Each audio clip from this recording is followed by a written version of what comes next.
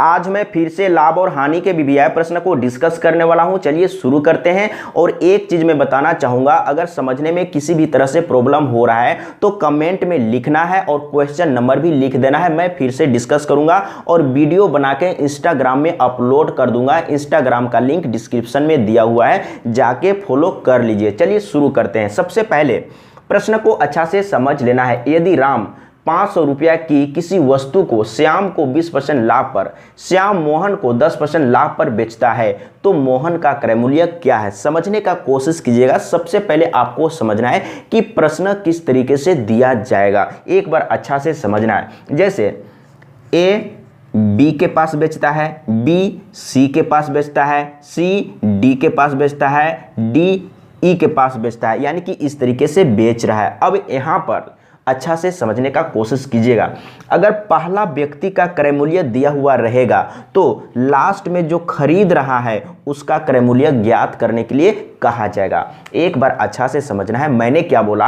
अगर पहला व्यक्ति का क्रय मूल्य दिया हुआ है तो लास्ट में जो खरीद रहा है उसका क्रय मूल्य ज्ञात करने के लिए कहा जाएगा। अगर लास्ट में जो खरीद रहा है अगर इसका क्रय मूल्य दिया हुआ रहेगा तो इसका क्रय मूल्य ज्ञात करने के लिए कहा जाएगा। बिल्कुल समझ में आ गया है। अब प्रश्न को फिर से समझना है। यदि राम 500 रुपया की, यानी कि 500 रुपया की कोई वस्तु है, यानी कि राम 500 रुपया में खरीद के कहीं से लाया होगा, यानी कि राम का क्रय मूल्य दिया हुआ है तो इसका क्रय मूल्य ज्ञात करना है। यानी कि यहां पर कौन सा है?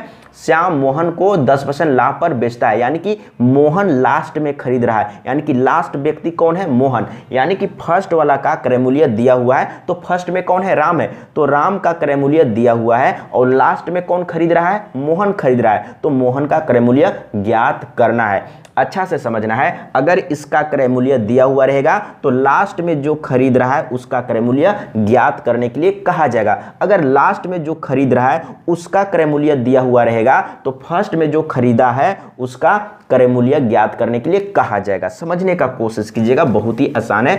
अब कैसे सॉल्व करेंगे एक बार अच्छा से सीखना है, समझना है। तो यहां पर मालूम हो चुका है कि फर्स्ट में जो व्यक्ति खरीद के लाया था, यानी कि राम खरीद के लाया था, कितना में खरीद के लाया था? 500 रुपया में। तो आपको क्या करना है? 500 रुपया लिख लेना है। राम किसके पास बेच रहा है? राम बेच रहा है श्याम के पास। कितना लाभ या हानि पर? तो 20% लाभ पर बेच रहा है। तो सबसे पहले क्या करेंगे, यानी कि 100 + 20 करेंगे तो 120 होगा। तो 120 को ऊपर में रखेंगे और बटे में 100 रखेंगे। समझने का कोशिश कीजिएगा। अब यहाँ पर अगर किसी भी तरीके से समझने में प्रॉब्लम होगा तो कमेंट में जरूर लिखिएगा, मैं फिर से समझाने का प्रयास करूंगा। अब क्या करना है, आगे श्याम मोहन के पास बेच रहा है, यानी कि राम तो श्याम के पास बेच दिया, अब श्याम मोहन के पास बेच रहा है। तो श्याम मोहन के पास बेच रहा है 10% लाभ पर। तो क्या करेंगे? 100 + 10 करेंगे तो 110 हो जाएगा। तो 110 को यहाँ पर रखेंगे और बटे में 100 रखेंगे। अब यहाँ पर इस तरीके से क्यों रख रहे हैं? अगर समझना चाह रहे हैं, आप समझना चाहते हैं कि ऐसा हम क्यों लिखें, तो कमेंट में लिखिएगा, मैं फिर से समझाने का कोशिश करूंगा। तो यहीं तक था, अब यहीं तक आपको स्टॉप कर देना है। तो यहाँ पर देख लीजिए, सबसे पहले ये 2 0, ये 2 0 कैंसिल और यहाँ से 2 0 कैंसिल। अब सभी को गुना कर लेंगे। 12 × 25 = 60, यहाँ पर आ गया 60 और गुने में 11, 11 × 6 = 66, यानी कि 66 और 1 0। इसका सही आंसर आ चुका है। देख लीजिए कहाँ पर है, यानी कि 660 रुपया। 660 रुपया कहाँ है? क ऑप्शन सही है। अगर किसी भी तरह से समझने में प्रॉब्लम हुआ या और ज़्यादा कुछ आप जानना चाहते हैं तो कमेंट में लिखिएगा, मैं फिर से समझाने का प्रयास करूंगा। अगला प्रश्न दूसरा नंबर। सबसे पहले प्रश्न को अच्छा से समझ लेना है। यदि राम किसी वस्तु को 20% लाभ पर श्याम को, श्याम उसे 10% लाभ पर मोहन को बेचता है। यदि मोहन का क्रय मूल्य 660 रुपया है तो राम का क्रय मूल्य क्या होगा? समझने का कोशिश कीजिएगा, बहुत ही आसान है। लास्ट में जो खरीद रहा है उसका क्रय मूल्य दिया हुआ है और फर्स्ट में जो खरीद के लाया था उसका क्रय मूल्य ज्ञात करना है। समझने का कोशिश कीजिएगा। तो कैसे सॉल्व करेंगे? तो फर्स्ट में जो खरीद के लाया था उसका क्रय मूल्य नहीं दिया हुआ है, ज्ञात करना है। और लास्ट में जो खरीद रहा है उसका क्रय मूल्य दिया हुआ है, कितना है? 660 रुपया है। अब समझने का कोशिश कीजिएगा।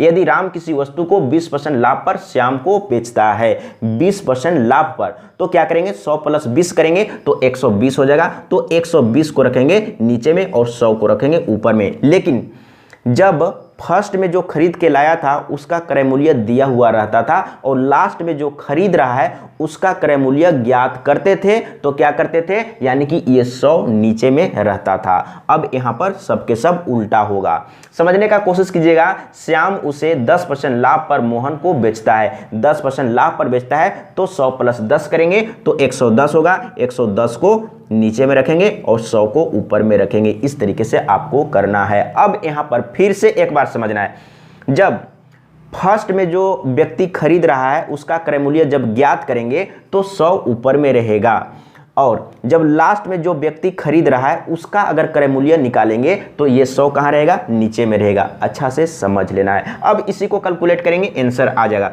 तो सबसे पहले यहाँ पर देखिए 2 जीरो कैंसिल हो जाएगा और 11 छक 66 और 1 जीरो, 12 पचे 60, 100 गुने 5 यानी कि 500 रुपया इसका सही आंसर आ गया है। देख लीजिए कहां पर है, तो ख ऑप्शन सही है। तो इस तरीके से आपको सॉल्व करना है। अगर कहीं पर समझने में प्रॉब्लम हो रहा है तो कमेंट में लिख के बताइएगा, मैं फिर से समझाने का प्रयास करूंगा। अगला प्रश्न, तीसरा नंबर, राम 500 रुपया की किसी वस्तु को श्याम को 20% हानि पर, श्याम उसे मोहन को 25% हानि पर तथा मोहन उसे रहीम को 10% हानि पर बेचता है। रहीम का क्रय मूल्य क्या है, यानी कि लास्ट में कौन खरीद रहा है, रहीम खरीद रहा है और रहीम का क्रय मूल्य ज्ञात करना है। समझने का कोशिश कीजिएगा, बहुत ही आसान है। तो फर्स्ट में जो खरीद के लाया है उसका क्रय मूल्य दिया हुआ है, कितना है, 500 रुपया है। अब आपको क्या करना है, राम 500 रुपया की किसी वस्तु को श्याम को 20% हानि पर बेचता है। जब हानि हो रहा है तो क्या करेंगे, 100 - 20 करेंगे। 100 - 20 करेंगे तो कितना आएगा, 80 आएगा। तो यहाँ पर 80 रखेंगे। अब समझने का कोशिश कीजिएगा, अभी हम लोग क्या ज्ञात करें, लास्ट में जो व्यक्ति खरीद रहा है उसका क्रय मूल्य ज्ञात कर रहे हैं, तो 100 कहाँ रहेगा, नीचे में रहेगा। यानी कि लास्ट में जो खरीद रहा है उसका क्रय मूल्य ज्ञात करना है तो 100 नीचे में रहेगा। अगर फर्स्ट में जो खरीद के लाया है उसका क्रय मूल्य निकालेंगे तो 100 ऊपर में रहेगा। ये आपको अच्छा से समझना है। इसके बाद श्याम उसे मोहन को 25% हानि पर, श्याम मोहन के पास बेच रहा है, 25% हानि पर बेच रहा है, तो क्या करेंगे, 100 - 25 करेंगे तो 75 हो जाएगा। यहाँ पर 75 और बटे में 100 रखेंगे।